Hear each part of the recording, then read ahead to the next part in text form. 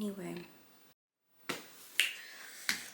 hello, welcome back to my channel. You should comment and like and subscribe because I am doing my PhD in English literature, English the language, not the country, and you should support smart, ambitious, beautiful women. Okay, let's get into it. So today's video is going to be about Liane Moriarty's The Husband's Secret. So I'm going to tell you right now, spoiler, I forgot to say, I specifically chose this outfit with like the little frill and the red lip and all of that cuteness because it's a book about like, it follows Cecilia and she's like the perfect housewife. And to me, this is exactly how a perfect housewife would dress, at least if I were a housewife. Anyway, the book The Husband's Secret, published in 2013 with Penguin Random House, was a New York Times bestseller. It will soon be made into a film starring, Blake Lively. It revolves around three primary characters: Cecilia Fitzpatrick, mother of three girls and a housewife and sells Tupperware, Tess O'Leary, and Rachel Crowley. So Rachel Crowley lost her daughter, Janie, in a murder. And they were never able to find who the murderer was. And Rachel Crowley suspects Connor Whitby.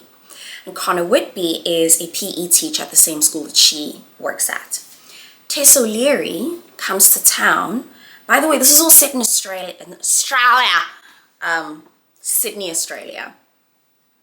So Tess comes from Melbourne to Sydney because her husband and her cousin and best friend have just had an affair. And so she's coming to Sydney to kind of recuperate with her mom. And then finally, the lead character, Cecilia Fitzpatrick. She is a mother of three girls. She's a housewife. She sells Tupperware. And she's upstairs looking for a stone for her child from the Berlin Wall. And she finds a letter from her husband that basically starts with, "If you're reading this, I'm probably dead."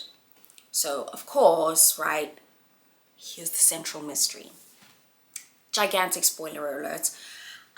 Basically, it's John Paul, Cecilia's husband, who murdered Janie Crowley. And so, where the big murder scene is Janie basically saying like, this is now when Janie and John Paul and Connor Whitby were teenagers. And Janie's in love with Connor Whitby and comes to tell John Paul that like, hey, I'm actually like not in love with you. And John Paul like loses his mind in a snap and like strangles her. Which is a perfectly normal response.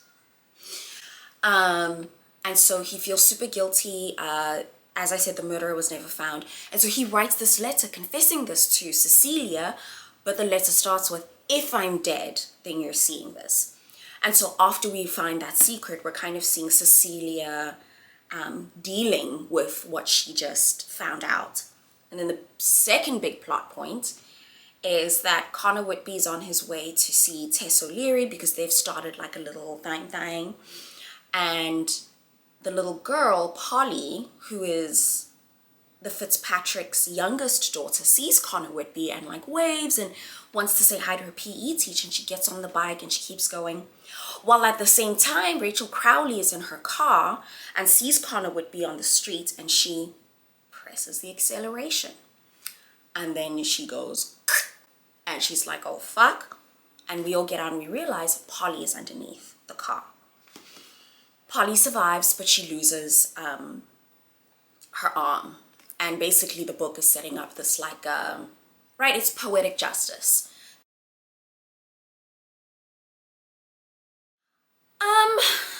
I didn't like this book. I didn't enjoy it. Or let me say this. It was enough of a thriller to keep me going all the way to the end. But it's like, yeah, but why the Berlin Wall? As an example of what I mean, the novel makes a very clear reference to the Berlin Wall in relation to the character Rachel Crowley, when there's a flashback scene that goes back to 1961, and it reads as follows. 1961. The Cold War was at its iciest. thousands of East Germans were fleeing for the West. Similarly, Liane Moriarty herself speaks to the symbolism of the Berlin Wall. Well, first of all, it was just a plot point, so I needed to have a reason for my character to find the letter. So I came up with this idea that her daughter's very interested in the Berlin Wall, and the mother mentions that she actually has a piece of the Berlin Wall, which I do myself. So she goes up looking for the piece of the Berlin Wall, and that's when she stumbles upon the letter. But then, as I was writing it, the Berlin Wall seemed to be a nice metaphor for what most of my characters were dealing with. So they all had secrets. So they were all basically putting up walls to hide behind. So that's how I ended up extending it. Right? Why not a white picket fence? Right? That actually feels more suited to this kind of story. And I don't even mean that in a demeaning way. I just literally mean like a white picket fence is like the domestic image, or it's the image of domesticity in the West and of domestic tranquility, and that you've made it.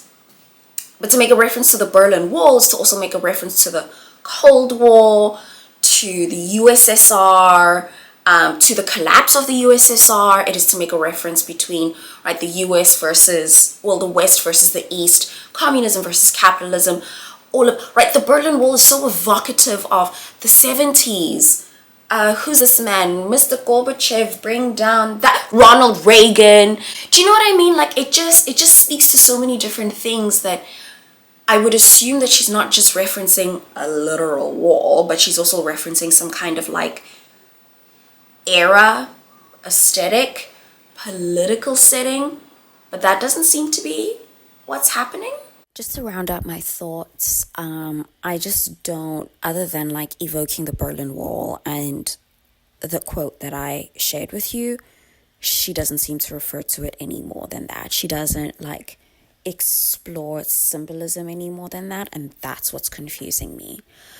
Let me know what y'all think in the comment section down below if you've read it, and hit the like button if you are going to see the movie. I am for sure going to go watch it.